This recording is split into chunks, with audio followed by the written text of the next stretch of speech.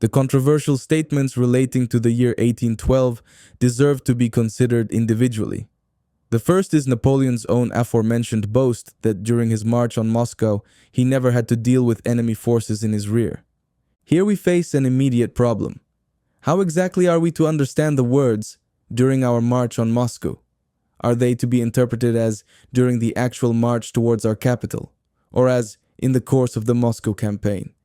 In the former, more restricted sense, Napoleon is right. Before he entered the city, our light cavalry carried out only guard duties, and partisan warfare as such had not yet begun. The first raid took place near Tsarevo on the 14th of September, on the very day when Moscow was occupied, and the second raid on the 21st of September near the village of Perhushkovo. I would be inclined to accept that wider interpretation and would not raise any objections had the historian not destroyed that perception when he continued to elaborate on the subject, stating that during the Moscow campaign, not one supply wagon was captured, not one messenger was intercepted, and so forth.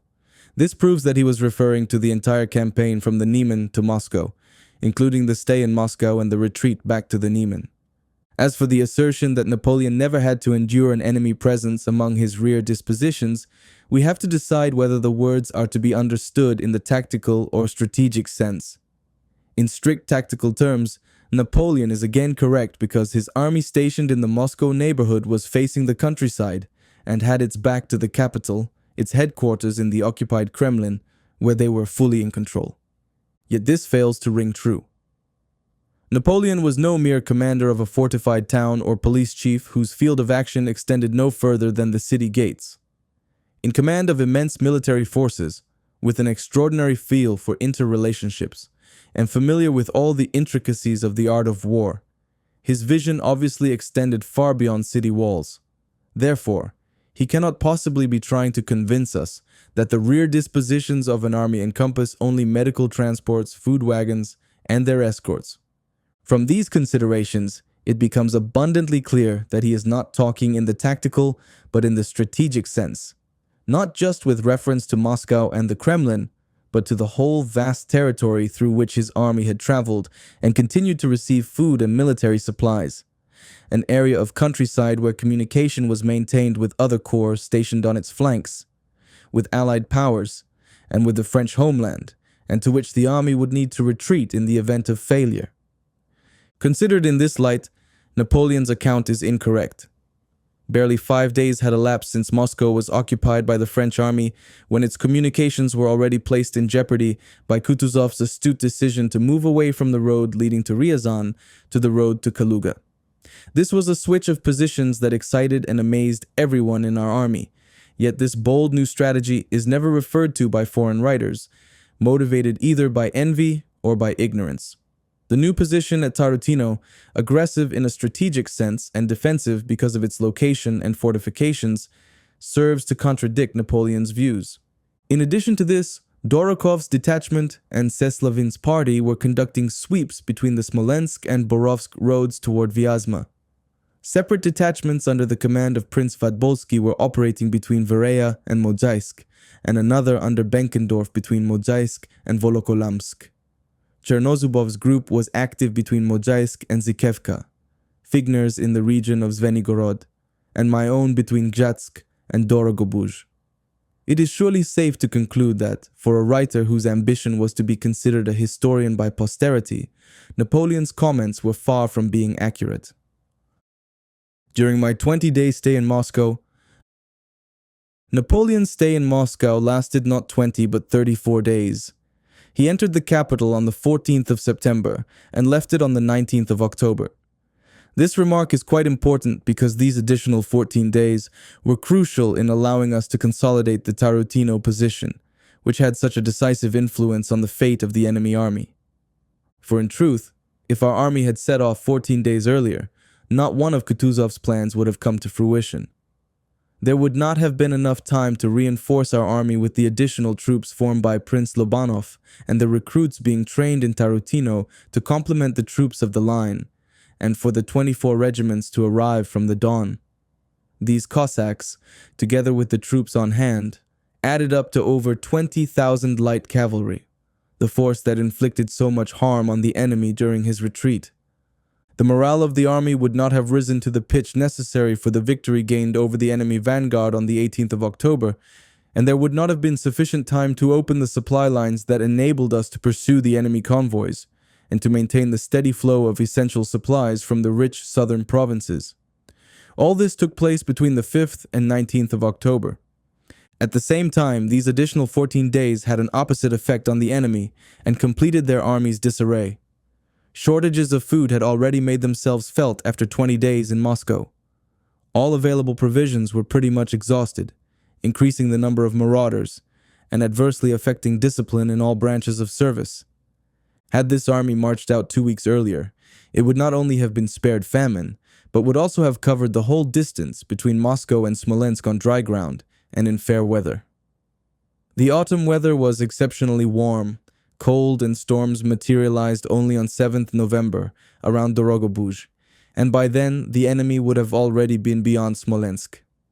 I do not offer reproach or criticism, but merely list here the sequence of events to permit readers to draw their own conclusion from those 14 days about which Napoleon keeps silent. Not one fortified relay post was attacked. Partisans were not expected to undertake attacks on these positions because this was not in the spirit of partisan activities. There were only two considerations that might prompt them to storm such a place: either to gain possession of a mail carriage, courier, or official who had halted at a fortified post for a brief rest, or to cut enemy communications. To accomplish the former, however, a partisan does not need to expend energy on an assault. All he has to do is hide himself close to the highway between two such posts, and his victim will soon appear out in the open. As for the latter possibility, this is a non-starter. Confronted by even the smallest detachment of infantry, the Cossacks would be forced to relinquish occupation of a station taken at such a high cost or die in defense of it, a total contradiction of the purpose for which they were sent into the field. Even supposing the partisans were able to hold on to such a post, the group's success would result in more harm than benefit, because the men would be shackled to one spot, and convoys could simply avoid the station by using detours. Whereas by keeping constantly on the move, turning up in several places during the course of one day, they would allow little to slip through. The storming of such a fortified place, only to abandon it shortly afterward, would be the height of folly and not a display of valor. A partisan group, no matter how many men at its disposal, could never accomplish its purpose. It is fair to point out, however, that when necessity dictated it, General Dorokhov never gave a thought to the number of troops defending a position. The small town of Varaya, for example, surrounded by a ditch and palisades, was powerless to resist his partisan detachment, which captured 377 soldiers, 15 staff officers, and an enemy banner. Not one sick soldier, not one straggler was captured. It would have been more truthful to claim that not one hospital was taken while the army was marching to Moscow and while it remained there. As already stated, the French had no partisans to contend with at that time, and the sick were conveyed to towns and monasteries surrounded by walls and palisades. Convoys were left behind for their defense and for the protection of wagon trains containing foodstuffs and military supplies. When the French army quit Moscow, the sick and wounded were not taken along, but were left in the capital. It is hardly likely that our partisans would have engaged in invading the city streets and scaling monastery walls to strike what might have been a useful blow for the motherland, but essentially repugnant to the heart of any true soldier. Such operations, moreover, would have been full-scale assaults, devoid of any appeal to courage or nobility of motive. Incentives, without which our brutal profession would sink to the level of privileged butchery. The reckoning, nevertheless, was not postponed for long. Perhaps it is not generally known that during the retreat of the enemy army, there was not enough time to dismantle even one hospital, all of which fell unopposed into the hands of the victors. As for the safe transfer of sick soldiers from one hospital to another, and the safety of those in the rear who had become detached from their units and wandered about as stragglers, this is contradicted by the very presence of our parties in the same area.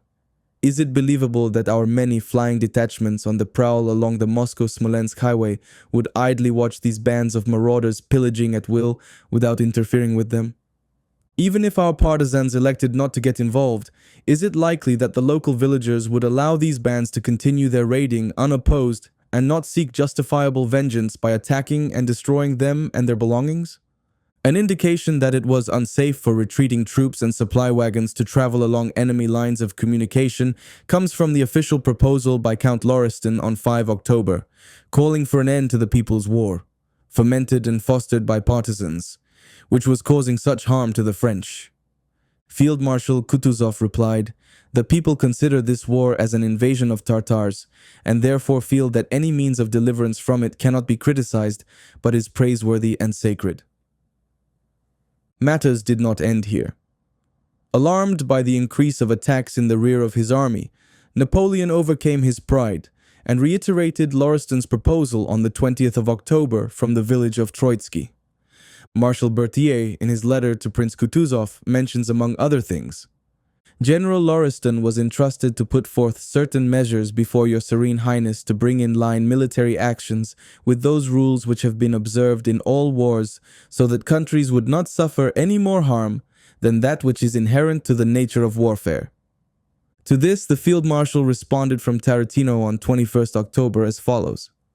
"It is very difficult to hold in check a population that has been outraged by everything that is going on, a people that has not experienced a war deep within its land for over 200 years, and is now ready to die for it, unable to distinguish between what has become the norm and those measures rejected in ordinary wars.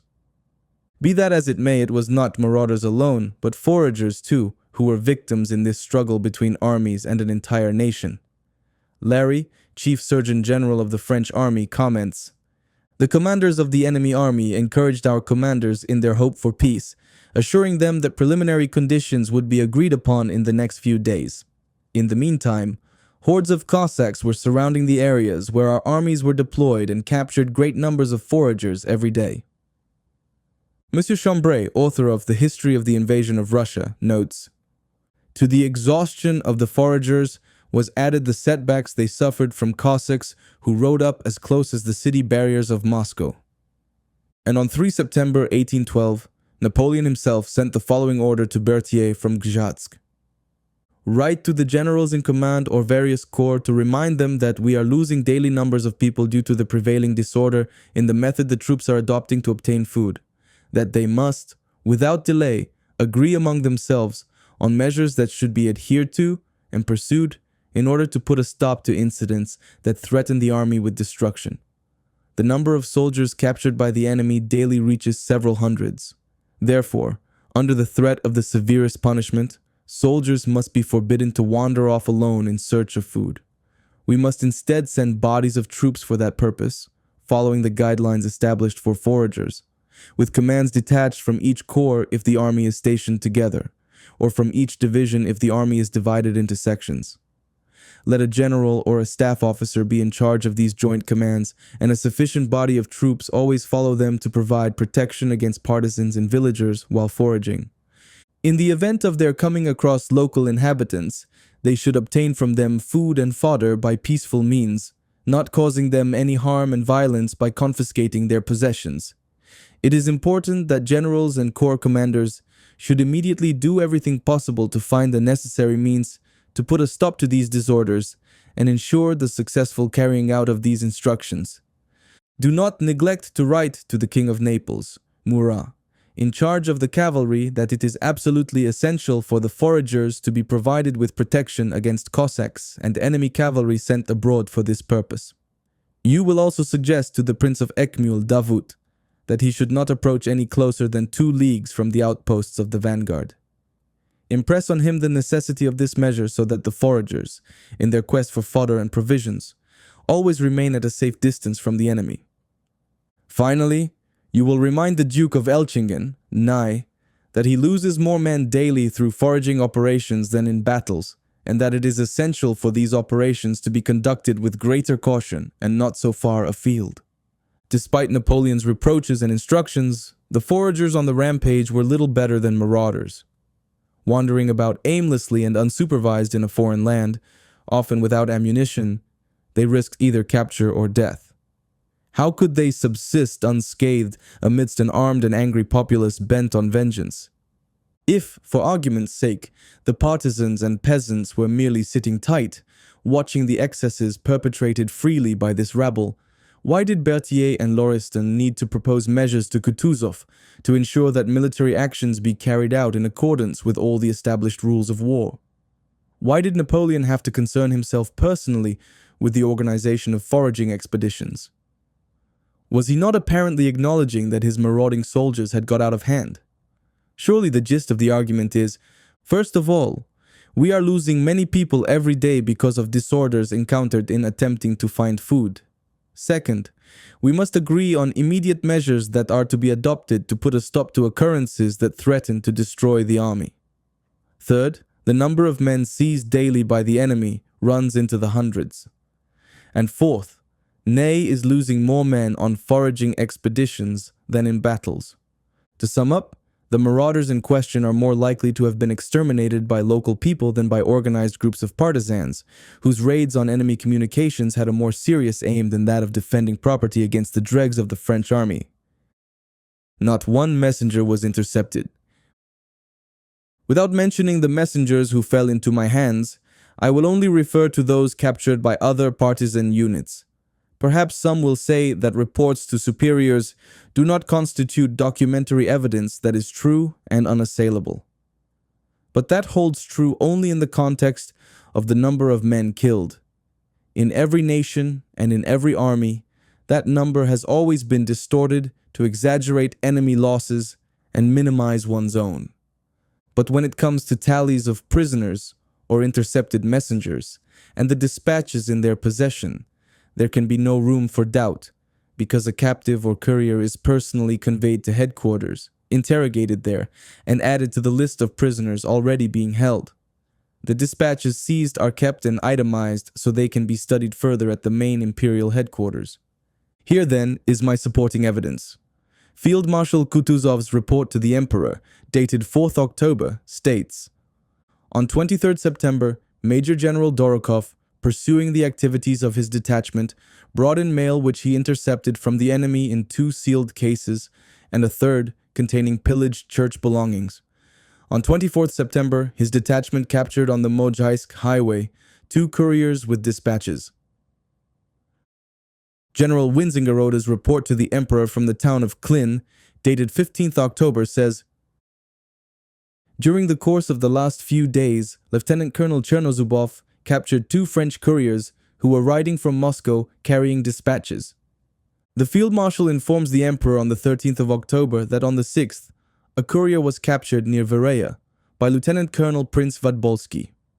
General Winzingerode passes on to the Emperor on the 20th of October the following report from the village of Chashnikoy by Lieutenant Colonel Chernozubov, whose regiment was operating on the Mozaisk highway between Gzhatsk and Vyazma, relating the capture of a courier.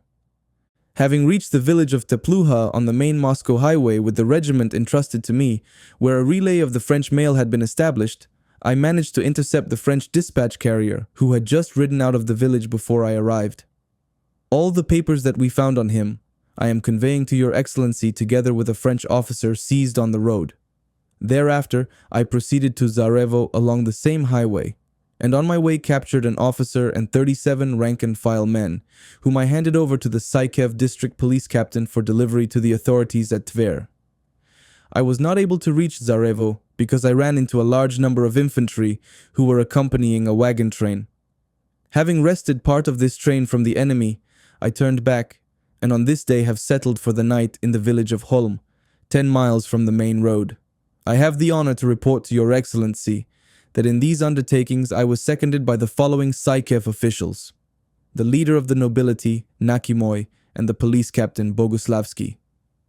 Monsieur Chambray, in his History of the Invasion of Russia, convincingly refutes those of Napoleon's assertions that I challenge here, stating, "Napoleon contradicts himself in this case in his letters of 2, 23, 24, and 26 September, as well as in those of 6, October 10th, 23rd, and 24th, 9 November, 7 December, and in many other letters which I do not mention, because I found nothing worthy of note in them.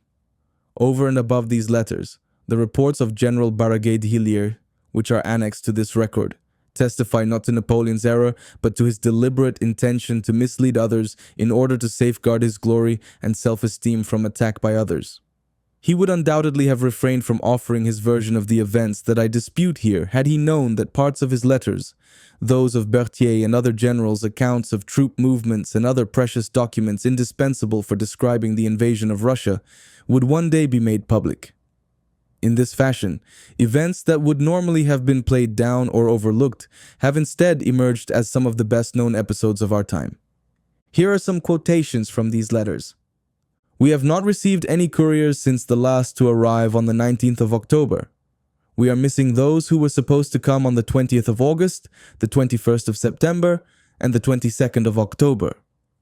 Please bring to the attention of Marshal Victor the fact that we have not received any couriers, and I am in the dark as to what is happening in his sector. The Emperor has not received 2 couriers. Perhaps this is due to our retreat to Seno, which has opened a huge area of land to the enemy's control. And Monsieur Chambray concludes, during Napoleon's retreat from Smolensk to Molodechno, he received only 2 dispatches from France, and those only from Marat, the Duke of Bassano. To ensure the safe delivery of the first one of these, a Polish nobleman performed this daring trip, and I will be silent as to his name so as not to place him in jeopardy. The second was delivered to him for a monetary reward. He met Napoleon at Cayman after the Beresina crossing. We come now to the main object of partisan activity, namely the capture and destruction of enemy convoys with military supplies and foodstuffs, as well as detachments, commands, and troops traveling to or from the enemy army. Whether or not the partisans achieved this purpose, we shall learn from creditable documents in my possession. But before proceeding, let us briefly consider the condition of French army communications at that time. Again, the description is that of Monsieur Chambray. Napoleon's ignorance of Kutuzov's movements, which were boosted by the number of Russian partisans circulating around Moscow, placed him in a quandary as to the enemy's intentions. These groups, who disrupted the foragers with their relentless activity, had severed all direct communications between Murat, Bessieres, and Poniatowski. Their raids were assisted by those local people who still remained in their homes and provided the Russian partisans with information about the movements of the French troops.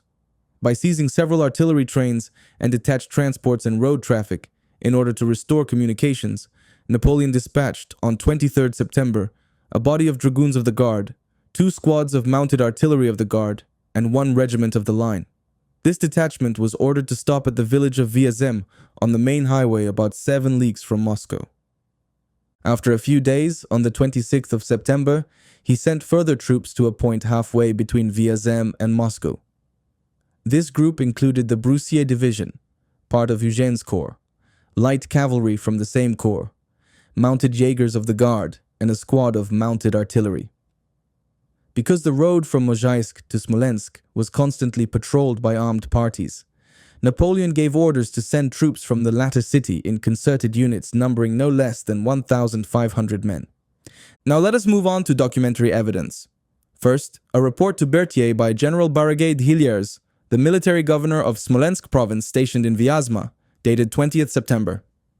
The numbers and the dating of inhabitants in the heartland of the province are apparently multiplying. On 15th September, the peasants from the village of Kliushino, not far from Jatsk, intercepted a pontoon transport that was proceeding under the command of Captain Michel. The villagers were able to fend off our troops everywhere and cut to pieces the detachments that are sent out of necessity to look for food.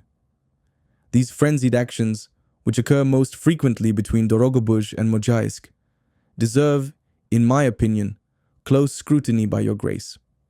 Measures must be taken without delay, either to put a stop to further unrest caused by the peasants or curb their insolence by punishing them for previous transgressions. According to Bulletin Number 23, 22nd October, Moscow, Cossacks continue to prowl along our flanks. A detachment of 150 dragoons of the Guard under Major Martot fell into a Cossack ambush between the Moscow and Kaluga roads. Hacking away at 300 men, the dragoons broke through but left 20 men on the battlefield. They were captured together with the major, who was seriously wounded. A letter from Berthier to Bessieres, dated 22nd September, Moscow, reads, You have, of course, already been informed as to what took place on the Mozhaisk highway, but actually, it was only a sudden attack by about 40 Cossacks who came upon 15 artillery carriages at a village and blew them up. The emperor dispatched Major Letour with 50 dragoons along the Mozhaisk highway precisely to the spot where we were stationed for the night. Major Letour had been instructed to stop all cavalry detachments that were on their way to join the army. As a result, his detachment will soon number 1,500 or 2,000 men. With this force, he will safeguard the highway. That concludes the 16th part of the story. Thank you very much for listening. Please like and subscribe if you enjoy this type of content.